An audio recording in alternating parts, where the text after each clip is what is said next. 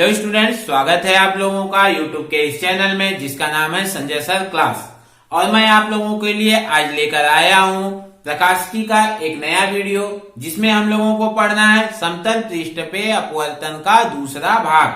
पिछले वीडियो में हम लोगों ने समतल पृष्ठ पे अपवर्तन से संबंधित अपवर्तनांक, स्नेल का नियम, उत्क्रमणीयता का सिद्धांत पढ़ा था।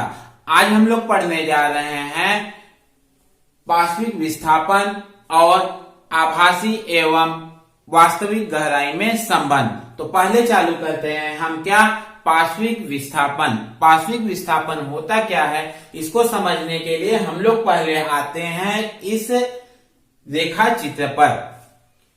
जब कोई प्रकाश किरण मान लेते हैं इस पर कोई प्रकाश किरण ये PQ, ये क्या हो गया, इसका आपतन बिंदु हो गया। कोई प्रकाश किरण समांतर फलक, ये कांच का क्या है, समांतर फलक एक माध्यम हो गया, ये माध्यम वायु हो गया और नीचे का माध्यम हो गया क्या, वायु, कांच और फिर से वायु। जब कोई प्रकाश किरण इस प्रकार से आपतित होता है तो आपतन बिंदु पर हम क्या करते हैं, एक अभिलंब खींचते हैं। हमने एक अभिलंब खींच दिया, ये अभिलंब हो गया क्या, MN। ठीक है, प्रकाश ये आपतित किरण क्या कर रहा है, वायु से कांच में प्रवेश कर रहा है। मतलब वायु क्या है, विरल माध्यम है, कांच क्या है, सघन माध्यम है। तो जब कोई प्रकाश किरण विरल से सघन में आपतित होता है तो क्या होता है, अभिलंब की ओर झुक जाता है। ये किरण ऐसे न जाकर के, एक किरण ऐसे न जाकर के यहां पे क्या होगा, अभिलंब की ओर झुक जाएगा।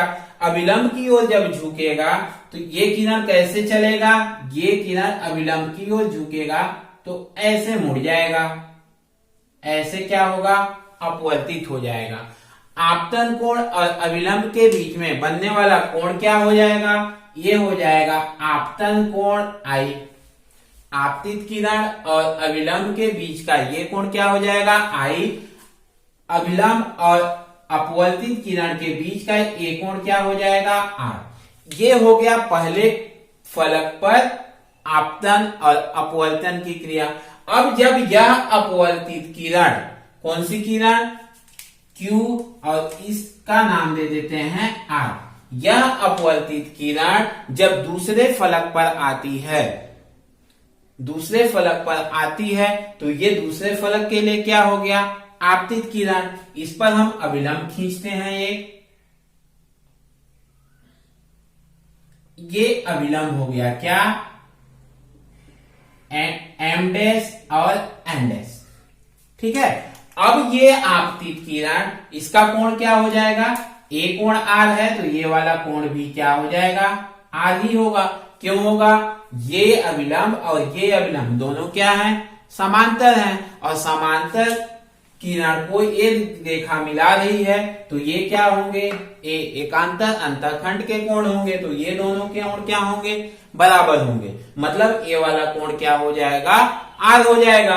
अब इस अभिलंब, अब क्या हो रहा है, ये आपतित किरण, कांच क्या है, सघन माध्यम है, वायु क्या है, विरल माध्यम है, सघन से विरल में प्रवेश करेगा तो ये क्या होगा, अभिलंब से दूर हट जाएगा। ये क्या होगा, अभिलंब से ऐसे दूर हट जाएगा, अभिलंब से दूर हो जाएगा तो इधर क्या हो जाएगा, निर्गत हो जाएगा। ये किरण क्या हो गया, निर्गत किरण हो गया। अब इस निर्गत किरण का कोण का नाम दे देते हैं हम क्या, E। ठीक है, इतना क्लियर हुआ। ये कोई समांतर फलक वाला एक कांच का गुटका है ABCD। इस पर कोई प्रकाश किरण वायु से PQ दिशा से आपतित होती है और इस अभिलंब की ओर झुककर किसके कैसे जाती है, QR दिशा में अपवर्तित हो जाती है। अब QR इस दूसरे फलक के लिए क्या है, आपतित किरण है, तो यह सघन से कहा जाएगा, विरल में जा रहा है, और सघन से जब विरल में जा रहा है तो ये क्या होगा, अभिलंब से दूर हो जाएगा और RS दिशा में क्या हो जाएगा, यह निर्गत हो जाता है।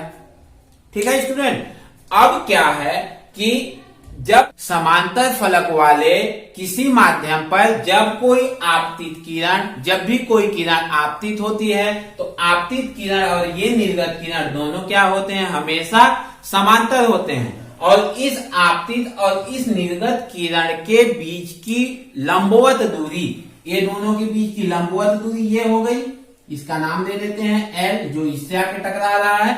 ठीक है, तो ये लंबवत दूरी RL जो हुआ, यही इसका क्या कहलाता है, पार्श्विक विस्थापन।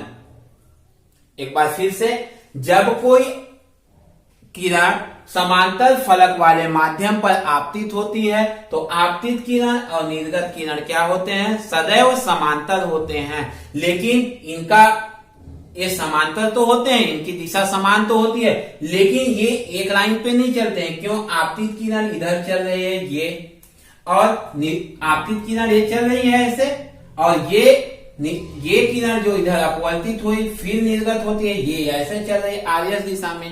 ये दोनों किरणें क्या हैं, समांतर तो हैं। ये दोनों किरणें क्या हैं, समांतर तो हैं, लेकिन एक के ऊपर नहीं है।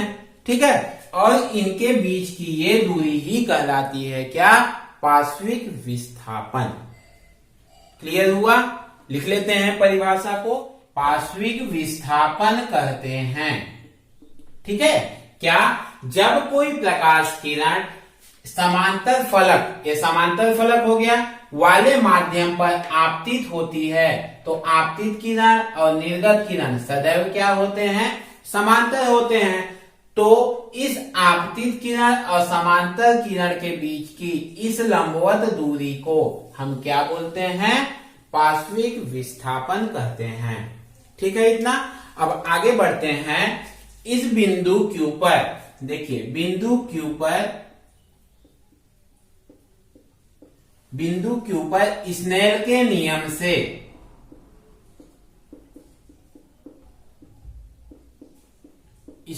नियम से म्यू क्या हो रहा है, वायु से कांच में जा रहा है, एयर टू ग्लास में जा रहा है। कहां से जा रहा है, माध्यम वायु से कांच में जा रहा है, एयर से ग्लास में जा रहा है। A टू G लिख दिए, बराबर क्या हो जाएगा, साइन आपतन कोण क्या है, I, साइन I बटे अपवर्तन कोण क्या है, साइन R। समीकरण नंबर 1। ठीक है, दूसरे बिंदु पर, बिंदु R पर देखिए, बिंदु R पर म्यू कहां से जा रहा है, ग्लास से एयर में जा रहा है। माध्यम क्या है, glass to air, equal to sine आपतन कोण इसके लिए क्या है, R है, बटे अपवर्तन कोण इसके लिए क्या है, साइन E है। समीकरण नंबर 2। क्लियर है इतना। अब समीकरण 1 और 2 का क्या करते हैं, हम गुणा कर देते हैं। समीकरण 1 गुणा समीकरण 2 से गुणा करें, mu A to G into mu glass to air equal to sine I बटे साइन R गुणा साइन R बटे साइन E। ठीक है, अब साइन R क्या हो जाएगा, कट हो जाएगा। बचा क्या, air to glass into mu glass to air equal to sine I बटे साइन E। ठीक है, परंतु होता क्या है, mu air to glass into mu glass to air equal to A। कहां से होता है ये, उत्क्रमणीयता के सिद्धांत से, उत्क्रमणीयता के सिद्धांत से।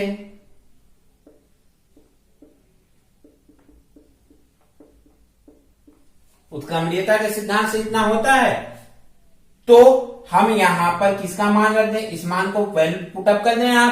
यहां पे इस मान को रखेंगे तो क्या हो जाएगा, साइन I बटे साइन E इक्वल टू 1। इसका तिर्यक गुणा कर देते हैं तो क्या हो जाएगा, साइन I बटे साइन I बराबर साइन E। दोनों तरफ साइन के फंक्शन है, मतलब क्या हुआ, अतः आई बराबर क्या हो जाएगा, ई हो जाएगा। मतलब समांतर फलक वाले किसी माध्यम पर जब कोई प्रकाश किरण आपतित होती है तो आपतन कोण और निर्गत कोण दोनों क्या होते हैं, बराबर होते हैं। दोनों किसके साथ एक कोण बना रहे हैं, अभिलंब के साथ कोण बना रहे हैं। तो ये दोनों कोण क्या हो गए, ये दोनों कोण बराबर। ठीक है, जब ये दोनों कोण बराबर हो गए मतलब PQ और RS दोनों क्या होंगे, समांतर होंगे। ये था हमारे परिभाषा का पहला लाइन, क्या कि जब कोई प्रकाश किरण समांतर फलकों वाले माध्यम पर आपतित होती है तो आपतित किरण और निर्गत किरण क्या होते हैं, समांतर होते हैं। समांतर हुए, आपतित किरण और निर्गत किरण दोनों क्या हुए, समांतर हुए। लिख लेते हैं इसको कि जब समांतर होती है। ठीक है स्टूडेंट, परिभाषा का पहला लाइन तो पूरा हुआ। क्या परिभाषा का पहला लाइन, कि जब कोई समांतर फलक वाले माध्यम पर कोई किरण आपतित होती है तो आपतित किरण और निर्गत किरण क्या होते हैं, समांतर होती हैं। अब हमको ज्ञात करना है इन दोनों के बीच की लंबवत दूरी। लंबवत दूरी मतलब क्या है, पार्श्विक विस्थापन। ठीक है, स्क्रीनशॉट ले लीजिए इसका। अब देखिए, अब हम ये मान लेते हैं कि इस कांच के ग्लास की जो मोटाई है वो क्या है, T है। ये मोटाई क्या मान लेते हैं हम, T है। ठीक है, और यहां से यहां के बीच की लंबवत दूरी को हम मान लेते हैं क्या है, स्मॉल d है। हम मान लेते हैं कि इस कांच की मोटाई T है और दोनों आपतित किरण और निर्गत किरण के बीच की लंबवत दूरी क्या है, d है। अब देखिए त्रिभुज QRN में, ये त्रिभुज दिख रहा है QRN, ये वाले त्रिभुज में ये क्या है, अभिलंब है। अभिलंब है मतलब ये क्या है, समकोण त्रिभुज में। अब समकोण त्रिभुज QNR में, ठीक है, दिख रहा है। इसमें ये कोण cos R बराबर क्या होगा, cos R बराबर cos थीटा बराबर क्या होता है, आधार बटे कर्ण। थीटा के सामने की भुजा ये लंब हो गई तो ये वाली भुजा क्या हो गई, आधार हो गई। कौन सी भुजा, QN। तो cos R बराबर आधार QN बटे कर्ण क्या हो गया, QR हो गया। ठीक है, QN का मान कितना दिया हुआ है, T दिया हुआ है, तो क्या हो जाएगा ये T बटे QR। ठीक है, इसका तिर्यक गुणा कर देते हैं तो QR बराबर क्या मिलेगा, T बटे cos R। समीकरण नंबर 3 दे देते हैं, एक तो पिछले में दिए थे, ये क्या हो गया समीकरण नंबर 3। पुनः अब इस त्रिभुज में देखिए, त्रिभुज QRL में ये भी क्या है, लंबवत दूरी है। लंबवत दूरी मतलब ये क्या है, लंब है। ये लंब है तो ये भी क्या है, समकोण त्रिभुज है। समकोण त्रिभुज QLR में, समकोण त्रिभुज QLR में, ठीक है, ये वाला कोण कितने अंश का होगा, ये वाला कोण, ये पूरा कोण क्या होगा, शीर्षाभिमुख कोण है तो I होगा। ये पूरा कोण कितना होगा, शीर्षाभिमुख कोण है तो I होगा। ये वाला कोण R हो गया तो ये वाला कोण कितना होगा, ये वाला कोण होगा I माइनस R। ठीक है, तो लेते हैं क्या, साइन I माइनस R बराबर क्या होगा, साइन थीटा बराबर क्या होता है, लंब बटे कर्ण। तो इस थीटा के सामने की भुजा RL क्या हो गया, लंब हो जाएगा। RL बटे कर्ण क्या हो गया इसका, इसमें 90 अंश के सामने की A भुजा है, ये क्या हो जाएगी, कर्ण बटे QR। क्लियर है इतना। मान रखें साइन I माइनस R बराबर RL का मान कितना है, माने थे क्या, D माने हैं, D बटे QR का मान समीकरण 1 से रखें, अभी नहीं अगले लाइन में रखते हैं QR। ठीक है, इसका आप तिर्यक गुणा कर देते हैं तो QR बराबर क्या हो जाएगा, D बटे साइन I माइनस R। समीकरण नंबर 4। ठीक। अब समीकरण 3 और 4 का LHS देखिए। समीकरण 3 और 4 का LHS क्या है? बराबर है, तो RHS भी क्या होंगे? बराबर होंगे। जब बराबर होंगे तो समीकरण 3 व 4 से क्या हो जाएगा? D बटे साइन I माइनस R बराबर T बटे कॉस R हो गया। हमने को किसका मान ज्ञात करना है? D का ज्ञात करना है। इसका हम इधर क्या करते हैं? तिर्यक गुणा कर देते हैं, तो D बराबर क्या हो जाएगा? Sine I minus R into T by cos R हो गया इतना। ठीक है, क्योंकि ये मान क्या है? बहुत कम है। ये मान क्या है? बहुत कम है। और जब बहुत कम है तो जब I का मान 0 की ओर जाएगा, I गोज टू 0, तो R का मान भी क्या होगा? 0 के लगभग में होगा। ठीक है, तब साइन I माइनस R का मान कितना हो जाएगा? ये I माइनस R के बराबर हो जाएगा। ठीक है, तथा कॉस R का मान क्या हो जाएगा? इसका मान 1 के बराबर हो जाएगा। ठीक है, क्यों और कैसे अगर इसको जाने तो ये गणित का थोड़ा सा है यहाँ पे कि साइन अगर इसका मान 0 हो जाता है, अगर इसका मान 0 हो जाता है तो साइन 0 का मान कितना होगा? 0 होता है। और अगर इसका मान 0 होता है तो कॉस 0 का मान कितना होता है? 1 होता है।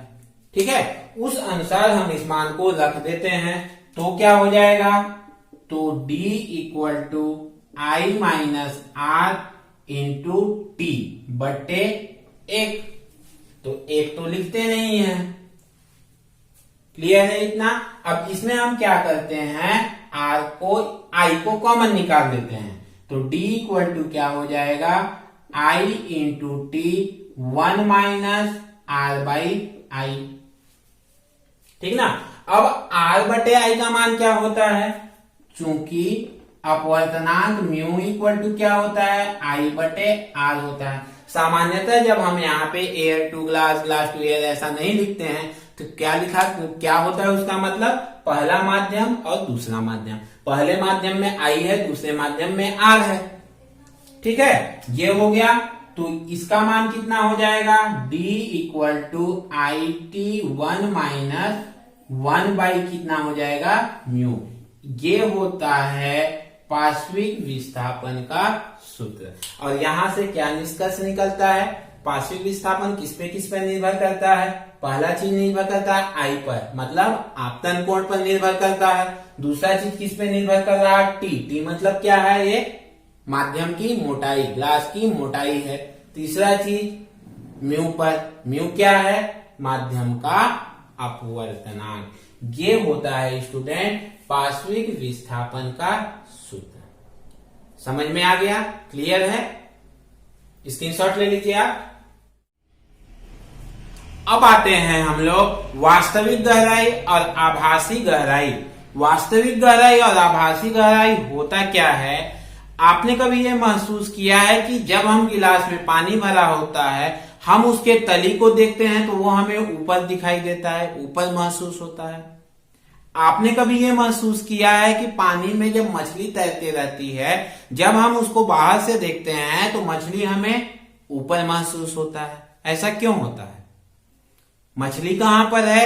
सघन माध्यम में, पानी में है, सघन माध्यम में। हम कहां से देख रहे हैं? बाहर से। बाहर क्या है? विरल माध्यम है। सघन माध्यम में स्थित वस्तु को जब हम विरल माध्यम से देख रहे हैं तो हमें अपने वास्तविक स्थान से क्या महसूस हो रहा है? ऊपर उठा हुआ महसूस हो रहा है। ठीक है, ऐसा ही कुछ उदाहरण पृथ्वी के समीप हम होते हैं तो यहाँ पे वायु क्या है? सघन माध्यम में। ऊपर जाते हैं तो वायु क्या होता है? विरल माध्यम में होता है। जब हम ऊपर में एरोप्लेन देखते हैं या चिड़िया उड़ते हुए देखते हैं तो वो हमें वास्तविक की अपेक्षा ज्यादा दूरी पर महसूस होता है। ऐसा क्यों? हम सघन माध्यम में देख किसे रहे हैं? विरल माध्यम में स्थित वस्तु को, वो हमें दूरी दिखाई दे रहा। हम विरल से सघन को देखे तो नजदीक दिखाई दिया, सघन से विरल को देखे तो दूर दिखाई दिया, अपने वास्तविक स्थान पर दिखाई नहीं दे रहा। मतलब क्या है, वो हमको कहां पर दिखाई दे रहा, उसका आभासी प्रतिबिंब बन रहा है, और इसे कहते हैं हम क्या, आभासी गहराई। और वास्तविक तो वो जहां पर स्थित है वो हुआ। मतलब अगर सघन माध्यम में स्थित वस्तु को विरल माध्यम से देखा जाता है तो वह अपने वास्तविक स्थान से ऊपर उठा हुआ प्रतीत होता है। विरल माध्यम में स्थित वस्तु को सघन माध्यम में से देखा जाता है तो वो हमें अपनी वास्तविक स्थान से दूर महसूस होता है। ठीक है, इसको इससे समझते हैं। मान लेते हैं एक बीकर है जिसमें कि पानी भरा हुआ है, पानी भरा हुआ है और इसके तले यहां पर एक कोई वस्तु पी है। ठीक है, पी से चलने वाली एक किरण इसके क्या होगी, अभिलंबवत निकल गई। ये हो गया इसका पॉइंट। ये इसका क्या है, पृथककारी पृष्ठ, जहां पर यह कितने पे बिंदु ऊपर क्या हुई, आपतित हुई। चूंकि ये अभिलंबवत आपतित हुई इसलिए क्या होगा, सीधा निकल जाएगा। इससे चलने वाली दूसरी किरण ऐसे चलती है, आपतित होती है। ये क्या है, इसका अभिलंब है एम। आपतन बिंदु क्या मान लेते हैं, इसका क्या है, ये क्यू है। इस आपतन बिंदु पर इससे चलने वाली, पी से चलने वाली दूसरी किरण क्या होती है, आपतित होती है। तो ये कोण कितना बन गया, आई, आपतन कोण। ठीक है, चूंकि ये सघन माध्यम है, अब सघन माध्यम से कहां जा रहा है, विरल माध्यम में जा रहा है। और जब विरल माध्यम में जा रहा है तो ये क्या होगा, अभिलंब से दूर हटेगा। दूर हटेगा मतलब ये किरण इस दिशा में क्या हो गया, अपवर्तित हो गया। और जब इस दिशा में अपवर्तित हो गया तो ये अपवर्तन कोण क्या बना, आर बना। यहां पर क्या हुआ हमारा, मान लेते हैं क्या है हमारा, ये आंख है। ये हमारा आंख है जिससे हम देख रहे हैं। तो अब हमारा प्रतिबिंब, ये वस्तु कहां पर दिखाई देगा, ये किरण इसके साथ जहां पर टकराएगी, ये इसका क्या होगा, प्रतिबिंब यहां महसूस होगा। मतलब ये वस्तु है, इसका प्रतिबिंब हमको कहां पर महसूस हो रहा है, इतना ऊंचाई पर। हम कहां से देख रहे हैं, विरल से देख रहे हैं सघन में स्थित वस्तु को, तो वह अपने वास्तविक स्थान से क्या हो रहा है, ऊपर उठा हुआ महसूस हो रहा है। ठीक है, ये है इसका वास्तविक गहराई, ये है इसका क्या, आभासी गहराई। मान लेते हैं इसका यहां से वास्तविक गहराई कितना है, h है। इसका यहां से गहराई कितना मान लेते हैं, h डैश पे है। ठीक है, ये कोण आपतन कोण है। ये कोण जब आपतन कोण है तो ये कोण और ये कोण क्या होंगे, बराबर होंगे। क्यों होंगे बराबर, ये लंब है, ये लंब है, दोनों क्या है फिर, समांतर हैं। और समांतर किरणों को ये किरण क्या कर रहे हैं, मिला रही है। तो ये दोनों कोण क्या है, एकांतर अंतःखंड के कोण है। और एकांतर अंतःखंड के कोण क्या होते हैं, बराबर होते हैं। मतलब ये कोण और ये कोण क्या होगा, बराबर होगा। उसी प्रकार ये अभिलंब है, ये अभिलंब है, इसको ये किरण क्या कर रही है, मिला रही है। तो ये कोण और ये कोण क्या होंगे, बराबर होंगे। क्यों होंगे बराबर, दोनों क्या हैं, संगत कोण है। ये दोनों क्या है, संगत कोण। तो ये कोण भी क्या हो जाएगा, आर हो जाएगा। क्लियर है इतना। क्या हुआ, एक बीकर है जिसमें पानी भरा हुआ है, इसके तल पर कोई वस्तु पी है, इससे चलने वाली एक किरण अभिलंबवत सीधा निकल जाती है। दूसरी किरण यहाँ PQ दिशा पर Q पर आपतित होती है और अभिलंब के साथ कितना कोण बनाती है, I कोण। चूंकि अब कहां जा रहा है, सघन से विरल में, तो अभिलंब से क्या होगा, दूर हटेगा। तो किस दिशा में निकल जा रहा है, मान लीजिए इसका नाम दे देते हैं हम, QS दिशा में निर्गत हो जाता है। ठीक है, अब इस QS को पीछे बढ़ाते हैं, जो OP को कहां पे काटता है, P डैश पर। तो इस P का आभासी प्रतिबिंब कहां पर बना, P डैश पर बना। क्लियर है इतना। अब देखते हैं आगे, चूंकि कोण OPQ बराबर होगा कोण PQN के। क्यों, एकांतर अंतःखंड के कोण हैं।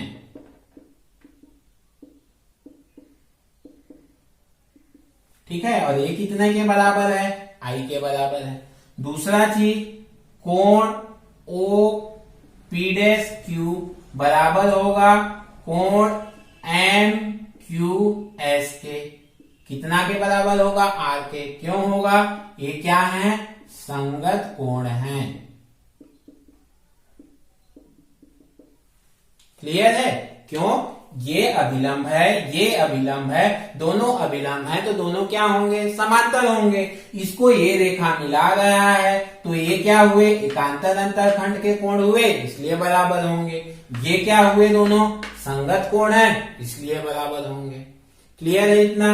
अब इस बिंदु पर देखिए, किस बिंदु पर? बिंदु Q पर। बिंदु Q पर क्या देखना है? स्नेल के नियम से, स्नेल के नियम से, स्नेल के नियम से क्या होगा? म्यू कहां से है? वाटर टू एयर है, पानी से वायु में है। कितना हो जाएगा? साइन आई बटे साइन आर है ये आपतन कोण, अपवर्तन कोण। ठीक है, ये साइन आई को अब इसमें ना देख के, ये आई किसके बराबर है? इसके बराबर है। इसको हम लोग क्या लिखते हैं? Mu water to air equal to sine I के जगह पर, इस आई के जगह पर इतना लिख देते हैं क्या? कोण ओपी क्यू, कोण ओपी क्यू। और साइन आर के जगह पर क्या लिख देते हैं? कोण ओपी डैश क्यू, साइन कोण ओपी डैश क्यू। क्लियर इतना? चूंकि mu water to air equal to क्या होता है? 1/म्यू एयर टू वाटर होता है। कहां से? उत्क्रमणीयता के सिद्धांत से, उत्क्रमणीयता के सिद्धांत से। ठीक है स्टूडेंट, अगर आपने उत्क्रमणीयता का सिद्धांत नहीं पढ़ा है तो प्लीज पिछला वीडियो देख लीजिए, जहां पे हमने उत्क्रमणीयता का सिद्धांत पढ़ा था, तब जाके ये आपको ज्यादा अच्छे से समझ में आएगा। ठीक है स्टूडेंट, अब इतना के जगह पर इतना रख देते हैं। क्या रख दें? 1/म्यू air to water equal to sine angle of O P Q by sine angle of O P dash Q. इसको पलट दें, पलट देंगे तो क्या हो जाएगा? म्यू एयर टू वाटर, ये पलट जाएगा sine angle of O P dash Q बटे sine angle of O P Q. समीकरण नंबर 1 दे देते हैं। क्लियर है स्टूडेंट? अब देखिएगा, sine angle of O P dash Q, sine angle of O P dash Q, ये कौन सा त्रिभुज है? ओ पी डैश क्यू, त्रिभुज ओ पी डैश क्यू में sine angle of O P dash Q बराबर क्या होगा? साइन थीटा बराबर क्या होता है? लंब बटे कर्ण। लंब क्या हो गया? ओ क्यू हो गया, ओ क्यू बटे कर्ण क्या हो गया? P dash Q. ठीक है, तथा त्रिभुज नीचे क्या है? ओपी क्यू, ओपी क्यू में, त्रिभुज ओपी क्यू में sine angle of O P Q बराबर क्या होगा? लंब क्या है इसका भी? ओ क्यू है, कर्ण क्या है इसका? पी क्यू है। ठीक है, समीकरण 1 में मान रख देते हैं। समीकरण 1 में रखने पर रख देते हैं समीकरण 1 में A mu W equal to sine O P dash Q का मान कितना है? ओ क्यू बटे पी डैश क्यू बटे साइन ओ पी क्यू का मान कितना है? ओ क्यू बटे पी क्यू। ये क्या है? पूरे के बट्टे में है, पलट देते हैं इसको। ओ क्यू बटे पी डैश क्यू इंटू, ये पलट जाएगा पी क्यू बटे ओ क्यू। ओ क्यू क्या हो गया? कट गया। क्या बचा? Mu air to water equal to P Q बटे पी डैश क्यू। ठीक है, चूंकि क्यू ओ के अत्यंत निकट है,